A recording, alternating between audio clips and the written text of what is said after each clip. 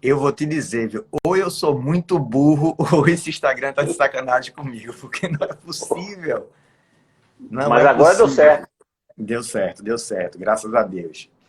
Agora, como é que vai funcionar isso aqui? As exposições estão invertidas, né? Você É. é o anfitrião da sala. Mas você Como é que... conduz. Vamos embora.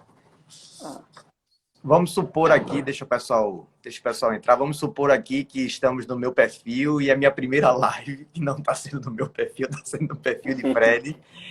E queria primeiro agradecer, Fred, a possibilidade dessa nossa conversa.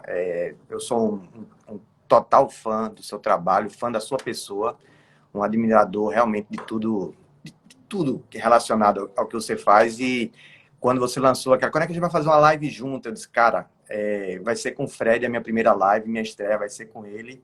E já nasceu problemática, mas eu acho que quando começa assim é porque vai ser um evento histórico. Fred, estou no seu perfil, veja que maluquice, estou no seu perfil e falando como se fosse para os meus seguidores, que podem estar caminhando para cá. Fred é uma cara que dispensa apresentações, tudo que você imaginar e conhece de Fred no mundo jurídico é totalmente conhecido de todos. Mestre, doutor, livre-docente, Academia Baiana Jurídica, né? Academia Jurídica de Baiana Jurídica e também a Academia de Letras. Mas hoje eu não queria falar com o Fred sobre isso, eu queria falar com o Fred sobre o lado B. Normalmente o professor tem um distanciamento do aluno, os alunos pensam que a gente lê latim dentro de casa, que não tem uma vida normal. E eu acho que muitas vezes essas lives têm a possibilidade de socializar e aproximar muitas vezes o professor do aluno para situações inusitadas, situações cotidianas, e para que os alunos nos vejam muitas vezes como pessoas absolutamente normais. Isso a gente às vezes vê com essas celebridades, mas também acontece no mundo jurídico. E aí eu queria ter essa oportunidade, Fred, para conversar sobre algumas coisas. E eu fiz um roteiro, e esse roteiro eu dividi mais ou menos em 4 etapas, 5 etapas. Infância, Mande brasa. Mande brasa. adolescência, juventude e Fred adulto, pegando como gancho muito do que a gente já viu e presenciou nas suas lives. Não só nas lives jurídicas, mas principalmente essas lives leves que você chama, que têm sido maravilhosas, tanto a com Pamplona, com Salomão, com Pablito, e principalmente também as que você conversou sobre coisas mais triviais, que foram as com o Rafa, sobre os carnavais, né? Então, com base nisso, eu queria primeiro te perguntar, Fred, na tua infância, primeiro, tu tinha apelido? Tenho, Apelido publicável? tenho, tenho. Primeiro, bom dia a todo mundo. Obrigado pelo convite, Mozart. Uma pena que você não esteja na parte de cima da live, mas foi o jeito que a gente conseguiu para poder conversar nesse domingo. O que importa é a conversa, né? Não é a forma. Eu tenho um apelido muito marcante, né? Muito marcante, que me acompanha até hoje. É o apelido pelo qual todos os meus contemporâneos de colégio e mesmo alguns de faculdade me chamam até hoje, que é Bacana. Bacana por conta do personagem da Armação Ilimitada, que é um programa dos anos 80, né, marcante, histórico, revolucionário, realmente transformador, um programa que não passaria hoje, inclusive. É curioso, né? Na época da ditadura, no início do governo Sarney, final da ditadura e início do governo Sarney, ele passava, mas hoje não passaria. O personagem principal era um trisal. Basta ver, era um trisal que o pessoal curtia esporte. Lula Tinha uma Jubizelda. empresa chamada Armação Ilimitada e gostava de psicotrópicos, tal, com várias referências a cartoon e cuidava de uma criança sem que com essa criança tivesse qualquer tipo de vínculo. A criança vivia naquele mundo de drogas, sexo, rock and roll e aventura. E aquela criança se chamava Bacana. E a minha compleição física era muito semelhante. Eu era muito parecido com o Bacana. Jonas Torres, que é o ator, né? Eu era muito parecido com o Jonas Torres. E aí ficou Bacana. É o apelido que eu tenho até hoje. Ô, Fred, Tanto mas em que armação... Rodolfo e Pablo, vez por outra, falam isso, né? Meu amigo Bacana, meu amigo Bacana. Mas o meu amigo bacana não é o adjetivo bacana, né? É o substantivo bacana. Bacana com B maiúsculo. Ô, Fred, mas você preferia Lula ou Juba dentro de Armação Ilimitada? Rapaz, para mim, eles formavam uma unidade, né? Os dois formavam uma unidade. Eu gostava muito de Zelda. André Beltrão era um. É Beltrán. Assim, eu achava André Beltrão uma beleza exótica. E eu, começando a minha vida, 10 anos, 11 anos, gostava muito dela, aquele cabelo curto, né? Muito curto. Gostava de Nara Gil, filha de Gilberto Gil, como aquela DJ, fazia uma espécie de coro, um papel de coro do teatro, e ela aparecia. Enfim, era e aquele design meio de quadrinhos, né? Muito colorido. Aquela música de abertura. Aquilo, você que é um guitarrista, aquele riff deve ser marcante. Enfim, gostava demais daquilo. Tanto que eu comprei o DVD da série, com os melhores momentos da série. Eu tenho esse DVD. E uma pergunta, quando você já reassistiu a série agora adulto? Assisti adulto, sim, mas não por agora, mas já adulto assisti. Perdeu a magia? Não perdeu a magia. Referência. Na verdade, a minha referência muda da seguinte forma. Eu vejo como aquilo era muito à frente do tempo. Quer dizer, hoje eu consigo compreender uma coisa que eu não compreendia naquela época. Achava aquilo tudo muito normal. A minha análise hoje é uma análise muito surpreendente, né? Você imaginar que aquilo tudo aconteceu em 1985, 85, 86, quase que inacreditável, né? E foi um espaço que forjou a TV Pirata, de 88, com Guel Arraes também, que era o diretor de Armação Limitada, o diretor de TV Pirata, com os roteiristas, né? Que era aquela galera do Rio de Janeiro, né? Que fez Blitz, Patrícia Travassos, o pessoal, o próprio Evandro Mesquita, era um conjunto, a Asdrubal trouxe o trombone, era um movimento ali que veio do final dos anos 70, e que explodiu naquilo, no rock nacional, no rock Brasil, né? Nacional, aquele movimento ali, o primeiro disco da Blitz, se a gente pegar a capa do disco da Blitz, se parece muito com a estética que veio assim da Armação Ilimitada, né? Com aquelas cores assim, berrantes e tal. E nesse mesmo nicho, Fred, desenhos animados da época, quais foram os desenhos que tu mais gostava, que tu mais assistia? Da minha infância, né? Da tua infância. Sem dúvida, desenho animado, sem dúvida, He-Man. O TT3, né, que o He-Man entrou. Liga da Justiça, né? Super Amigos. Eu gostava demais de Super Amigos. Gostava daqueles desenhos que, tempos depois, né? Tem até uma carga mais profunda, né? Como Lip Hard, Corrida Maluca. Você olhando para trás, aquela hiena, perceba bem, uma hiena com questões filosóficas e deprimida, é um personagem com profundidade absurda, né? A gente olhar para trás e imaginar que aquele personagem era um personagem para divertir, uma hiena deprimida e reflexiva sobre o mundo. Então, realmente, é uma coisa que eu gostava desses desenhos. Eu assistia muito desenho, né? Muito desenho. Ô, Fred, uma coisa que Diga. eu lembro... Caverna do Dragão? Você fala... Sim, Caverna do Dragão. Marcante. De todas as teorias. Você acredita naquelas teorias de Caverna do Dragão, não? Rapaz, ali é um nível de nerdismo que eu não tenho. Eu não consigo compreender, até porque, para mim, Caverna do Dragão era simplesmente a Caverna do Dragão. Não tinha por detrás, por exemplo, o jogo de RPG que inspirava. E eu não sabia que inspirava. Eu era uma criança, não tinha compreensão de que por detrás da Caverna do Dragão havia todo um universo nerd, inclusive que dava o nome do desenho em inglês é o nome do jogo. Dungeons and Dragons. Né? Exatamente. Mas eu não conhecia nada disso. Para mim, Caverna do Dragão era só Caverna do Dragão e Mestre dos Magos compunha com Yoda e com Miyagi, à época, os três grandes mestres que eu tinha, né? Miyagi, por conta de Karate Kid, de 84, um filme definidor assim, do início da minha adolescência. Yoda, por conta de Star Wars, que eu assisti o primeiro Star Wars. Meu pai foi para os Estados Unidos no final dos anos 70 e trouxe um projetor.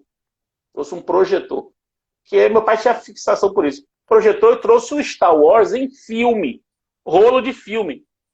Então eu assisti Star Wars sem legenda, só como criança, só vendo aquelas imagens, num rolo de filme, Star Wars o primeiro, né? Então o Star Wars primeiro foi uma coisa muito marcante assim no início da minha vida cognitiva e de memória, né, que eu consigo me lembrar, final dos anos 70 e início dos anos 80.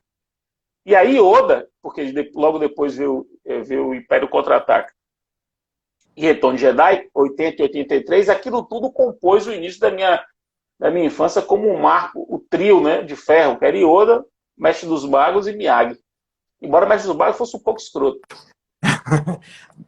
Mas veja, você disse aí que não gosta muito dessas coisas de teoria, que é muito nerd, mas eu lembro de um evento, não sei se foi de BDP, em Santa Catarina, que você lançou, no meio da palestra, da sua apresentação, algo sobre salsicha de Scooby-Doo, Scooby-Doo, ser um sim, cara é sério.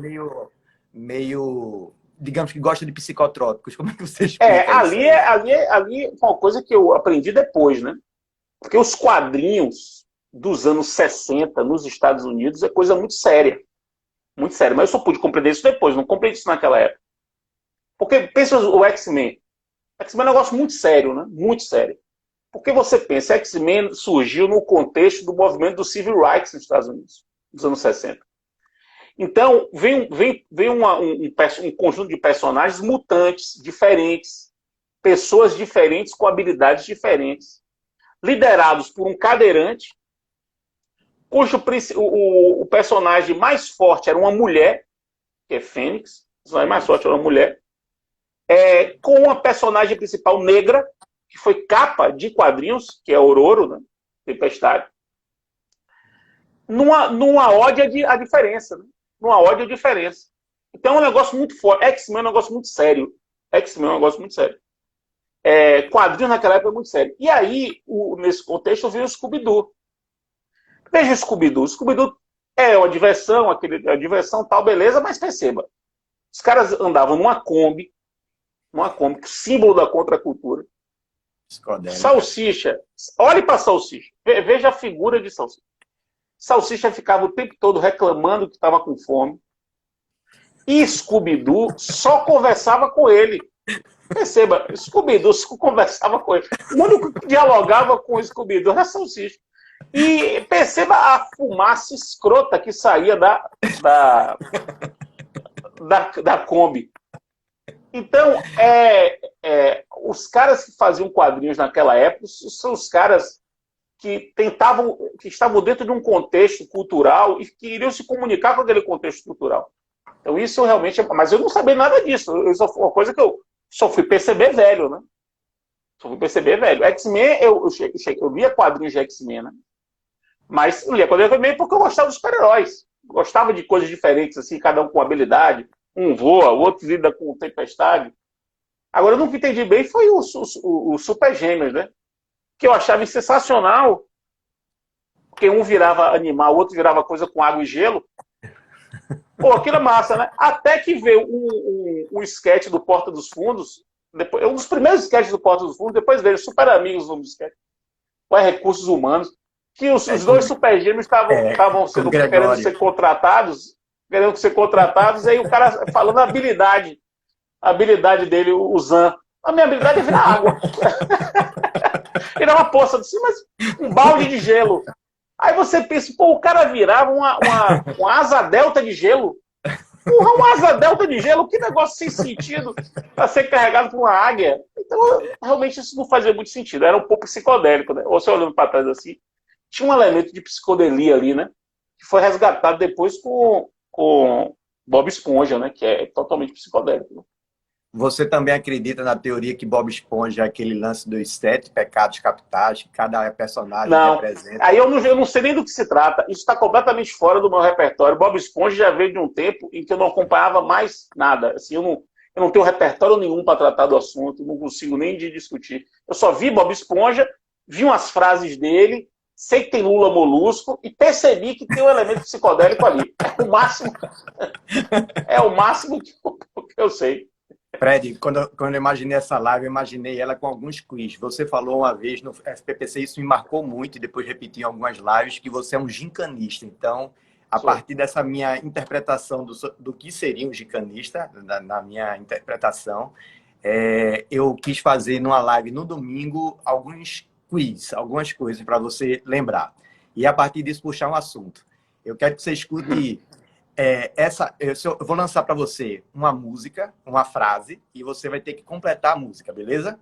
Tá bom. A frase a música seria, a primeira estrofe seria: o bem vence o mal. Pô, esse é um clássico, né? Isso é um clássico. Isso é He-Man, Gorpo e Driele tentando conter um mal que saía de uma corneta, um berrante que tinha assim, saía mal. Aí eles tentavam, exatamente, o bem vence o mal, espanto temporal, azul, amarelo, tudo é muito belo, né? Aí vem a minha pergunta: é verdade, reza a lenda, que você colocava para os seus alunos da UFBA para ganhar pontos extras como professor substituto, temas desse tipo, não? Sim, é verdade. Quando eu comecei a dar aula, na graduação, né? 99, 98, comecei a dar uma graduação em 98, eu dava uma questão extra, era 0,3, mais ou menos, com perguntas absurdas, assim, perguntas de curiosidades. Qual é o nome do cavalo do Don Quixote? Quem cantava essa música aí? Qual foi o nome do cavalo o cavalo de Calígula, que foi senador? Foram umas perguntas ridículas assim, e dava 0,3. Isso é verdade. O pessoal perguntou assim se eu tinha paixão por She-Ra. Veja, a gente tinha um pouco disso, né? Você ficar meio assim, apaixonado por um desenho. Um amigo meu, por exemplo, se apaixonou por Chitara. Você faz. Veja, isso era uma das minhas perguntas. Você preferia Tila ou Maligna? Rapaz, olhando para trás, assim, acho que Tila me atrai mais porque ela é do bem, mas Maligna é mais bonito. A mim me parece. Eu acho que esses personagens na infância geram, não sei se a gente já nasce com isso ou vai se socializando, mas eu acho que eles geram uma projeção futuro. E eu acho que eu também gostava mais de Maligna, gostava mais das morenas. E tanto é que me casei 2 vezes com morenas, né? Então, minha primeira mulher era morena. Não, Diana, por exemplo, eu preferia Diana na Caverna do Dragão. Eu achava a Diana mais bonita. Mais bonita do que Sheila e do que... Como é o nome da outra? Era Sheila, que era a feiticeira. Diana, que era do bastão. Minha ruivinha, né? Que era irmã de Bob, né? Mas é Sheila, né? Sheila que era a feiticeira. Sheila. Porque ela botava... E eram 2 meninas e 4 meninos, é isso mesmo. Ô Fred, outra ainda no quiz musical, certo? Segunda aqui, essa daí, se eu não fizesse, não seria eu. A frase é: então me ajude a explicar essa barra que é gostar de você e... Isso aí virou icônico, né? E interessante é que é o do Raça Negra, né? É que eu nunca tinha percebido isso, né? Essa música é uma música antiga, cheio de manias, né? Cheia de manias. É uma música antiga, mas que pegou realmente como uma brincadeira comigo, né? Virou uma maldição na sua vida, isso? Nada, isso aí já pensou se isso fosse maldição? Isso é uma delícia, né? Eu acho que a primeira vez que fizeram isso comigo foi até no encontro da ANEP. Não sei se foi Petrolina. Não sei se foi em Petrolina. Mas salvo engano, foi no encontro da ANEP que o pessoal puxou na festa de noite isso. Mas que eu me lembre, né? Mas depois realmente o negócio pegou, né? Eu gosto demais, eu acho isso massa. Agora eu vou inverter no quiz. Eu vou colocar um trecho de uma música e você vai ter que identificar o filme, e a partir daí a gente vai conversando. Bora, Eu não produção. sei se eu vou conseguir, né? Mas vamos lá. Não, tenho certeza que vai. Aqui. Veja se você reconhece a música.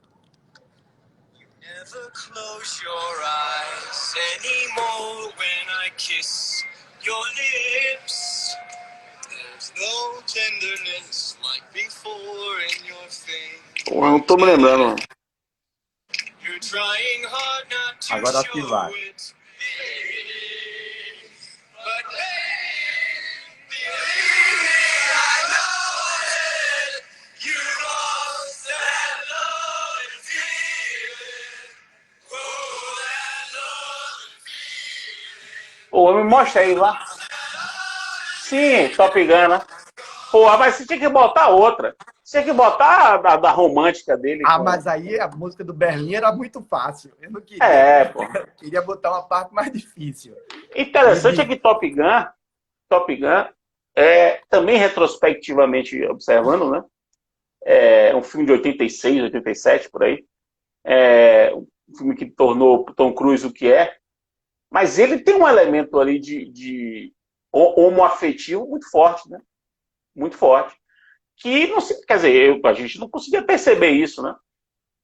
Mas tem, muito, muito forte. Virou quase que um ícone, né?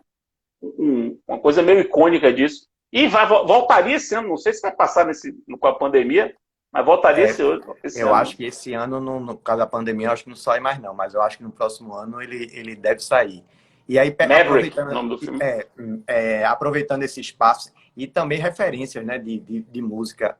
Tem uma cena em Top Gun em que Goose está logo no início, lá tocando um piano, que toca Great Balls of Fire, de Jerry Lee Lewis, e aquilo ali influenciou, por exemplo, a mim a querer aprender a tocar piano, tudinho. Então, muitas vezes esses filmes, essas coisas geram projeções no futuro, né? Como De Volta para o Futuro, Sim, claro.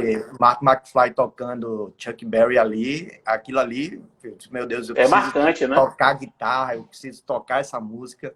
Então, essas referências. Aí, pegando, eu vi que você, na sua estantezinha, tem lá Goonies, tem De Volta para o Futuro. Como foi que esses filmes foram formando o teu universo infantil e o que tu trouxesse desse universo infantil para hoje, adulto, quando você faz essas projeções? Mas veja, esses filmes, Goonies e De Volta para o Futuro e Gremlins, por exemplo, são filmes de Karate Kid, são filmes de 84 e 85. Desse período até o final dos anos 90, o cinema americano jovem puro, foi num nível muito alto. Muito alto. Verdadeiros clássicos foram criados nesse período. E eu estava exatamente nesse momento. De Volta ao Futuro até hoje. É um filme que me marca mas profundamente. Profundamente. Não sei o que é aquilo, não sei se é a volta ao passado. Eu fui muito influenciado pelo Sítio Pica-Pau Amarelo, né? Que é uma coisa mais marcante assim na minha infância, entre 78 até 85. Mas, sem dúvida, a coisa mais marcante é o Sítio Pica-Pau Amarelo. Aquilo como eu estudava de tarde, curiosamente estudava de tarde, de manhã eu assistia o Sítio Pica-Pau Amarelo. Então, aquelas viagens ao passado, né? Viagens da mitologia grega, Minotauro, Sonho de Ícaro, eu fui aprendendo essas referências de acordo com o mote que o Sítio Pica-Pau Amarelo passava. E quando vem a história de um sujeito que vai ao passado para ver 30 anos antes, a mãe e o pai se conhecendo, aquilo ali é me impactou muito fortemente. E Goonies me impactou muito porque Goonies eram crianças aventureiras. E eu estava ainda muito impactado com o Sítio Pica-Pau Amarelo. Né? Então você vê crianças aventureiras, é meu espírito meio de aventura, de gincana, de achar um tesouro, de descobrir as coisas. Aquilo tudo compôs a minha estrutura, né? Eu assisti De Volta ao Futuro com meu filho mais velho, com 10 anos. Nós assistimos os três. É incrível como se você vir De Volta ao Futuro hoje, com as referências dos anos 80. Michael Jackson, Ronald Reagan, Tubarão, aquelas coisas que é incrível aquilo. Incrível, incrível. Projetando o futuro, né? Tanto que no dia 21 de outubro de 2015, que seria o ano Da que chegada no futuro. da chegada no futuro, aquilo foi muito marcante para mim. Eu botei na minha agenda, eu até fiz um post no Facebook à época sobre isso. E aí vem uma outra pergunta. Falando de trilogias, escalonando, qual De Volta para o Futuro é mais importante para você do que Guerra nas Estrelas, do que Indiana Jones? Qual foi a trilogia assim que A, você disse? a A mais, top. a que eu acho melhor, É. a que eu acho melhor, ou a que foi mais impactante para mim. Vamos nas É porque, duas? porque, veja, uma coisa assim, como um apreciador de cinema, para mim a melhor trilogia do cinema são os três primeiros Toy Stories. Eu acho que é incrível o nível altíssimo dos três, a ponto de o terceiro ser o melhor, o que é muito raro de acontecer. Foi só uma parte. É, Minha esposa diga. sempre fala disso, que ela sempre, toda vez que eu faço vídeos com minha filha sobre coisas da minha vida, e aí ela sempre faz a referência de Toy Story, porque Toy Story é o desenho mais marcante para mim. Eu tenho todos os bonecos e o 3 na hora que Andy entrega Woody para Aquilo, menina, aquilo ali aquilo é me inacreditável. destrocei no Aquilo cinema de é chorar, e ela inacreditável. fala. Inacreditável. É uma obra-prima, né, do gênio humano. Agora, a trilogia mais marcou foi Poderoso Chefão, De Volta para o Futuro, Star Wars, né, os três primeiros, que são o 4, 5 e o 6, né? O 77, 80 e 83. E marcou demais. Eu acho que são essas que me marcaram mais. Ô Fred, saindo da infância, indo para a adolescência, como foi tu... Você é jogador de basquete, cara.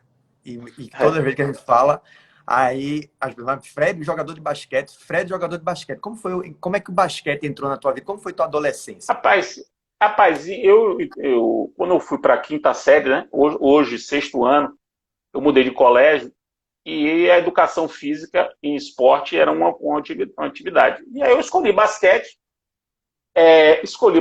cada horário, porque meu pai tinha comprado uma tabela de brinquedo, nada, nenhuma racionalidade por detrás. Escolhi o basquete em 86, fiz. Meu pai foi para os Estados Unidos em 87, trouxe uma camisa do Warriors para mim e começou a passar NBA na televisão. Exato, foi nisso da NBA aqui. Por conta da Bandeirantes, né? Lakers, né? Magic Johnson, Michael Jordan começando. Então aí eu comecei a treinar basquete no colégio. Então fiz basquete em 86, 87, 88, 89, 90 e 91. No terceiro ano, 92, a gente era dispensado de fazer, não fiz. Então eu joguei basquete na adolescência no colégio. Competia pelo colégio, né? Competia dentro do colégio, nos torneios internos. E aí aconteceu um negócio curioso, porque aí eu abandonei basquete em 91, 92 já não joguei mais no terceiro ano.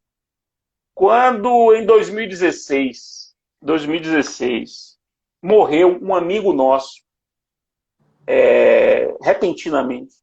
Teve uma leucemia, e aí não sabia que era leucemia, ficou doente, internou na quinta, morreu domingo. Foi uma surpresa. Meu amigo de infância, morava na mesma rua que eu morava, a gente fazia festinha quando era pequeno junto, e jogava basquete junto. E aí no enterro dele, uma galera foi, né? Que a gente não se via há muitos anos, 25 anos que a gente não se via. Uma galera foi, a galera do basquete também foi, ele jogava basquete. E aí nesse dia, lá no enterro, foi um belo enterro, assim, um enterro que celebrou a vida dele, né? Um de nós chegou assim, por que a gente não joga basquete em homenagem a ele? Vamos reunir daqui a 3 semanas. E aí a galera, foi. Não me lembro bem a data, 1º de outubro de 2016, a gente marcou para se encontrar. 8 pessoas foram. Jogamos 2 partidas de 3-3. Isso, de lá para cá, lá se vão quase 4 anos, né? E até dia 18 de março desse ano, antes da pandemia, porque parou tudo, até 18 de março desse ano, nós tínhamos 2 partidas de basquete por semana, quarta e sábado, quarta e noite, sábado de manhã, só com a galera do colégio. Interessante, né? todo o pessoal mais novo, o pessoal que nem existia naquela época e depois nasceu, mas a gente se conectou com eles, 5 pessoas do mais novos e 20, 23, 24 pessoas da minha geração jogando. E a gente joga com a camisa dos times, a gente tem dois padrões, né? E são 2 padrões em homenagem a esse nosso colega, cujo apelido era Bode, e aí a gente tem os GOATs, são os GOATs, que são os bodes mais escrotos, e os azuis, que são os Legends, né? Que são os bodes mais brabos, bodes mais para carneiro da montanha. E a gente faz isso até hoje. Que legal essa referência, até porque é muito, muito sentimental, tem muito sentimento envolvido aí. Ô Fred, e nessa época de adolescente começaram a surgir os primeiros amores, primeiras paixonites. Sofreu já muito começou amor, antes. não? Começou antes? Começou antes, né? Na infância. Deixa eu só voltar um pouco. Tem no quadro daquele de Fábio Pochá, ele fala uma coisa que eu adoro, que é: qual foi o seu primeiro crush? Qual foi a sua primeira paixão? Assim, famosa, assim, a primeira pessoa assim, que você olhou e ficou me apaixonado. Crush é, por definição, alguém que você se apaixona e não pode ter nenhum tipo de relação. Exatamente. Então, quem seria meu primeiro crush? Rapaz, eu sei o nome da atriz. Era alguma atriz de novela que nem faz mais muito sucesso. Talvez tenha sido ela. Aquelas novelas Te Contei do final dos anos 70, Locomotivas. Foi alguma coisa ali. Uma que eu gostava assim, que era um crush meu também grande, falecida, morreu até de AIDS. É Cláudia Magno. Cláudia Magno, que era estrela daqueles filmes do início dos anos 80 do Brasil, de surf, né? Menino do Rio, Garota Dourada. Ela sempre estava nesses filmes. E assim, eu tinha um crush danado de Cláudia Magno também. Mas aí as coisas foram se sucedendo, né? Aí ícones foram sendo apresentados e a gente vai... Aí voltando. E o primeiro Elizabeth Shue, por exemplo. De Karate Kid. E de Volta para o Futuro, né? E de Volta para o Futuro 1. Ela só tá no 1. Karate Kid de Volta para o Futuro. Elizabeth Shue ela é a namorada de Marty McFly. No 1. No 1. Depois muda a atriz. Nem tinha me ligado nisso. Ela é um ícone. Agora me diga, na adolescência, os primeiros sofrimentos de amor, baile, como era a Fred no bailinho? Era mais tímido? Rapaz, a gente organizava. Eu sempre fui, assim, bem mais tímido, né? Bem mais tímido. Eu organizava, eu era um organizador das coisas. Eu organizava a festa. Um dia, se eu não estivesse tão longe aqui, eu pegaria para você. Depois eu lhe mostro. Eu tenho uns LPs da época, de novela, que eu marcava, escrevia assim, lenta e rápida. Música lenta e música rápida. Porque era assim que se dividia as músicas, né? Era música lenta, depois música rápida, depois música lenta para você dançar com a menina. Então eu organizava mais. Eu tinha meus objetos de admiração e eu tinha um caso com uma menina do meu prédio que durou muito tempo. Esse foi meu primeiro crush. Crush real, né? Desde a gente, ele tinha 6 anos. 6 anos. Mas a gente só foi... desde que eu tinha 6 anos. A gente só foi dar o primeiro beijo quando eu tinha 14. E ela 13. Novinha. E aí, primeiro namoro. Foi o primeiro beijo? Foi o primeiro beijo com ela. Foi. 14 anos. E nesse final de adolescência, entrando na juventude, como foi o lance? Você falou acho que não me lembro se foi com o Pablito ou na entrevista com Pamplona, na live com Pamplona, que você falou da opção de ir para direito. Como foi essa escolha na época, saindo da infância e indo para a juventude? Não tem racionalidade nenhuma nessa escolha. Não adianta olhar para trás e ver ali uma engenharia para poder escolher, não. Até porque eu não fui educado para ter muitas opções de escolha. Como a medicina era incompatível com a minha personalidade, a engenharia é compatível com a minha personalidade. Poderia ter sido uma opção. Mas a minha trajetória de adolescente talvez tenha me encaminhado ao direito com mais facilidade pelas funções que eu exercia na escola. Assim, isso naturalmente, pessoas com aquelas atribuições que eu tinha, com aquela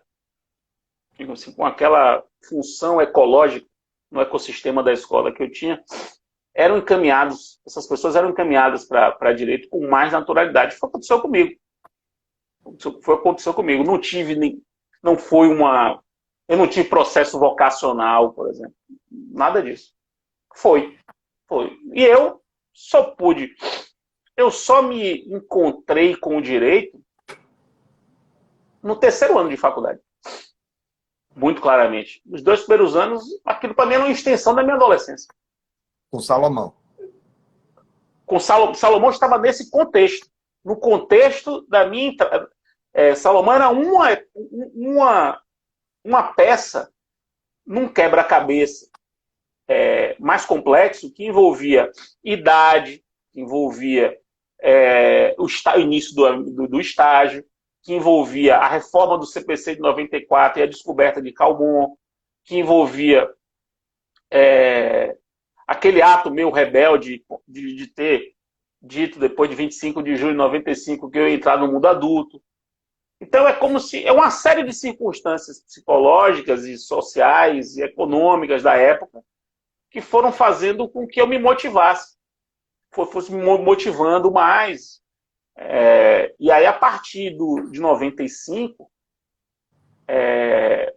aí mudou muito a minha relação com o direito. Se você pegar o meu histórico na faculdade, você vai perceber isso muito claramente. Ô Fred, aproveitando que você falou aí daquele momento do gol de barriga de Renato Gaúcho, como é o teu universo com o Flamengo? Eu sei que você já falou várias vezes que é a sua segunda maior paixão depois da família. Como é que você... Sem dúvida. Como é que você junta isso dentro da sua rotina do Flamengo? Você é aquele cara que acompanha a resenha todos os dias? Tudo. Eu acompanho rigorosamente tudo. Eu todo dia leio toda a coluna do Flamengo, que é um site que tem a compilação, uma espécie de clipping do Flamengo. Eu leio o Globoesporte.com todo dia. Eu tenho uma biblioteca sobre o Flamengo. Eu sou sócio proprietário do Flamengo. Sou do Conselho Deliberativo do Flamengo. Assisto Flamengo e Macaé. Assisto. Então, Flamengo é completamente dentro da minha vida. É uma relação que eu tenho íntima, frequente, desde que eu me entendo por gente. Desde que eu me entendo. Eu me lembro, 1981, 13 de dezembro de 1981, eu tinha 7 anos. Eu estava na casa de praia, que meus pais tinham. Eu tinha 7 anos. Eu acordei de madrugada, sozinho. É quase que inimaginável isso hoje. Acordei de madrugada, sozinho.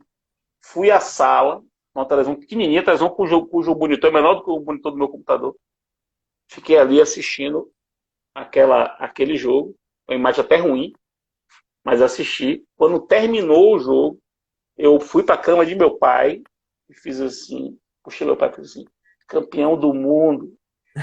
Campeão do mundo. Nós somos campeões do mundo. 1981. Então é estrutural da minha existência.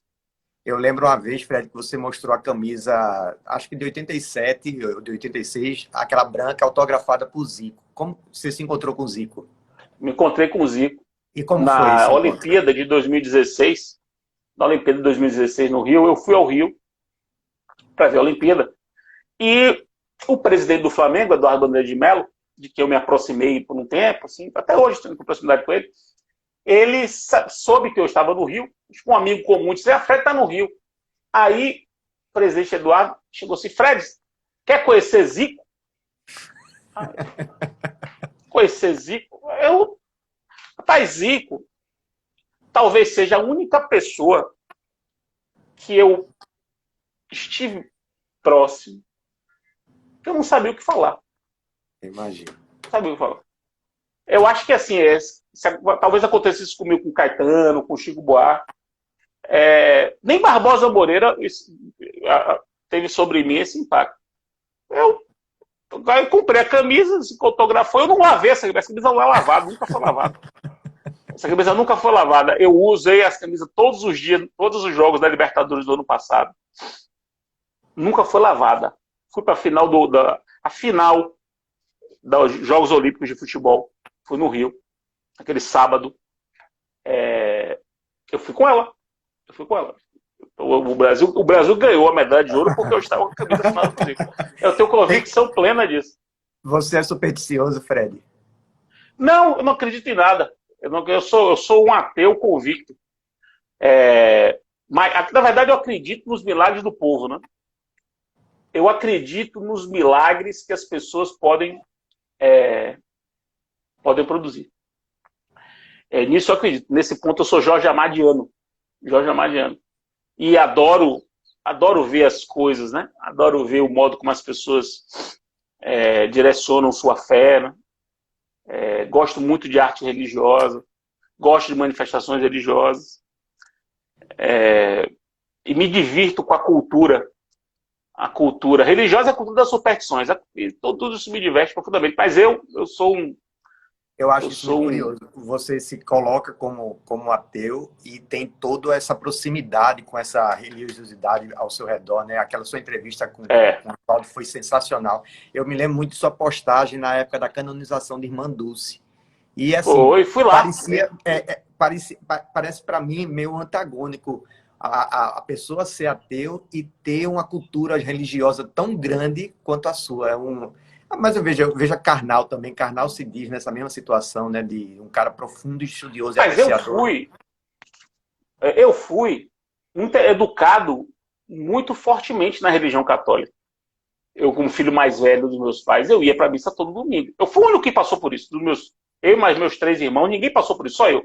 Eu ia muito ao domingo nas missas, fiz catequese, fiz grupo de jovens. Eu conhecia as coisas. A religião é muito estrutural da minha primeira, até os meus 12, 13 anos. Até 1987, 88, digamos assim, que eu tenho me libertado da religião. Então, para eu ter saído do armário e me reconhecido como ateu, foi muito difícil.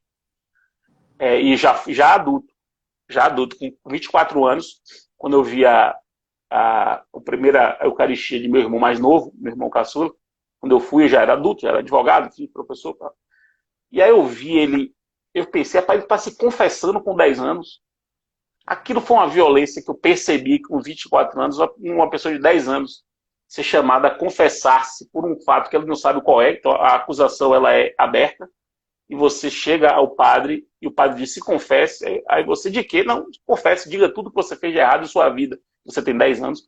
Foi muito pesado, né? Eu vendo aquilo. Eu passei por aquilo, mas não vi o peso. Mas vendo meu irmão, 14 anos mais novo que eu passando, eu fiz, rapaz, isso não me diz mais nada. Na verdade, nunca me disse. E ter percebido isso velho não foi fácil. Não foi fácil. Mas hoje eu lido muito bem com isso. Mas gosto, adoro assim, ver, vou para as igrejas. Fui para a canonização de Irmã Dulce. Eu vi Irmã Dulce, né? Eu vi Irmã Dulce. A gente viu o que é. E eu vejo uma Irmã Dulce viva na obra dela. Eu sou da Assembleia de Irmã Dulce. Sou membro da Sociedade Civil da Assembleia de Irmã Dulce. E vejo um milagre. As obras de Irmã Dulce são um milagre. Milagre feito por uma baiana, franzina. Aquilo é muito impressionante. Aquilo me toca. A força, né, daquela pessoa que ela representa para a Bahia, para os baianos, para o Brasil. Essa paz é a primeira santa brasileira, nascida no Brasil. Vou ver. Fui. Para ver. É um bom pretexto para ir a Roma. Sempre bom voltar a Roma. Ô Fred, entrando nesse gancho agora de viagens, 3 viagens assim inesquecíveis na sua vida que você chegaria para os seus filhos, se eles não estavam nessa viagem, diria, meus filhos, façam essa viagem. 3? 3 locais, assim, viagens assim que você diz. Que viagens? Boa, boa pergunta. Nova York, bem clichê, bem clichê. Nova York, Londres e Rio de Janeiro. Rio de Janeiro Bem clichê, bem com clichê. com a carga. Agora, Fred, vamos para mais um. Já estamos terminando aqui o foco. Aí, antes de chegar na fase Eu adulta... tô sem controlar o tempo aqui. Você está controlando o tempo? Não, tô não. É porque a gente chegou atrasado. Começamos de 12 É. h 14. 12 h 14. Então, temos... Temos 11... mais 8 minutos. Não, 11h24. Então, ainda temos ainda 20 minutinhos. Fred, eu vou dizer uma palavra e você vai dizer... Defina essa palavra com uma outra palavra, ok? Vamos lá. Salvador.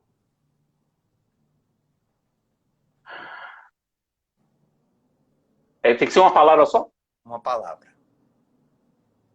Casa. Casa não, lá. Família. Família. Família, aconchego. Processo civil. Só pode ser uma palavra? Uma palavra.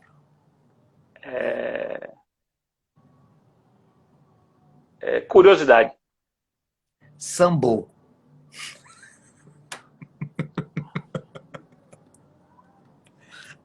Anátema.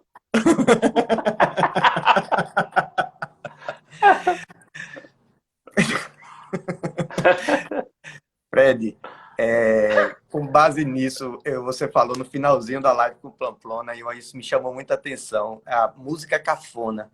E quando eu comecei a aprender violão, o que eu chamava de música brega, e você falou uma música de Diana, que é uma música que eu toquei muito quando eu tinha 15 anos.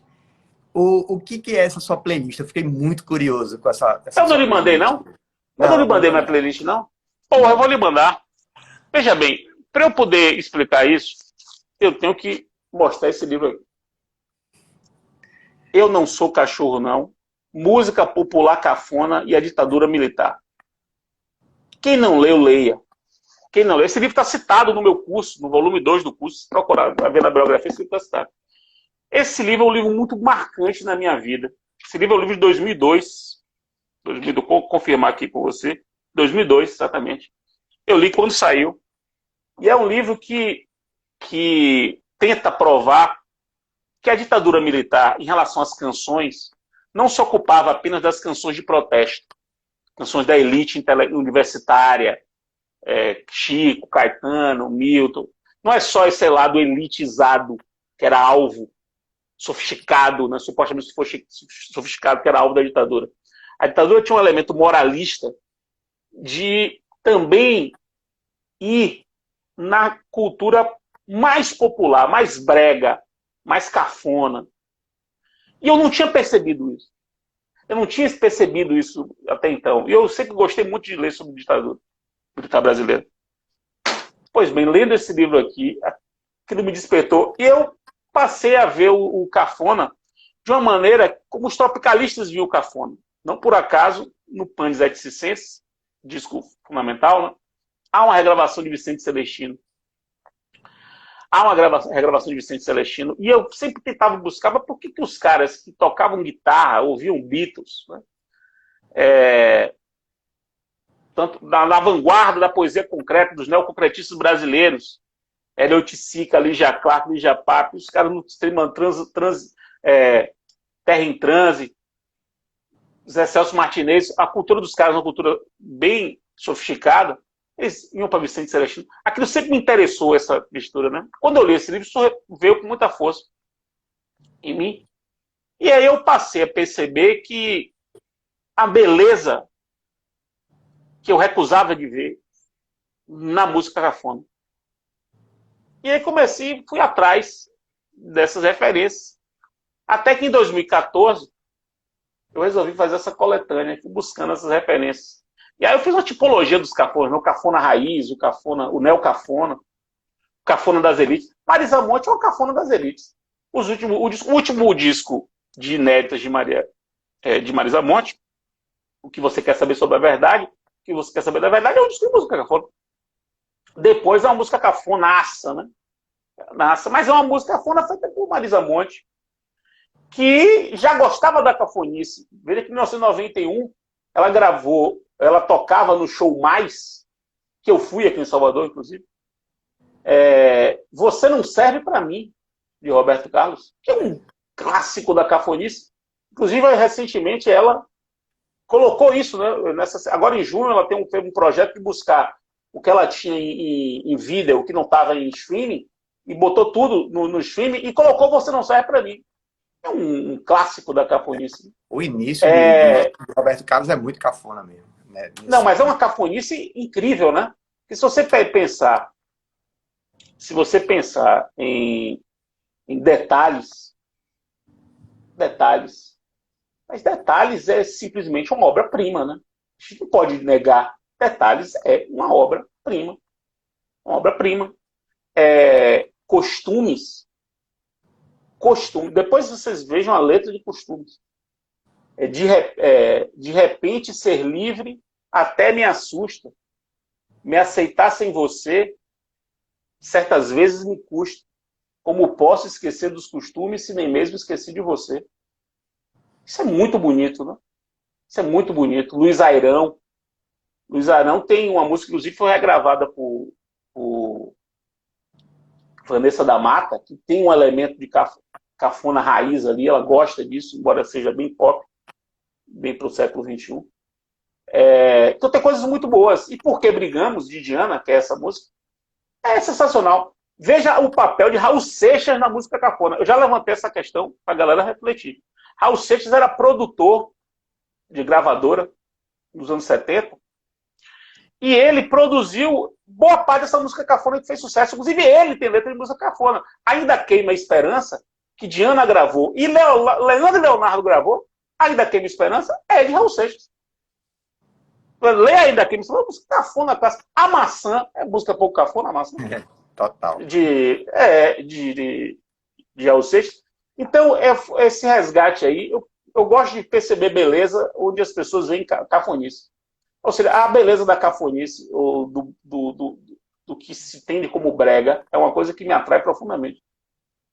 Ô Fred, aproveitando esse seu lado romântico, aí já entrando na vida adulta, como foi Renata? Como foi esse...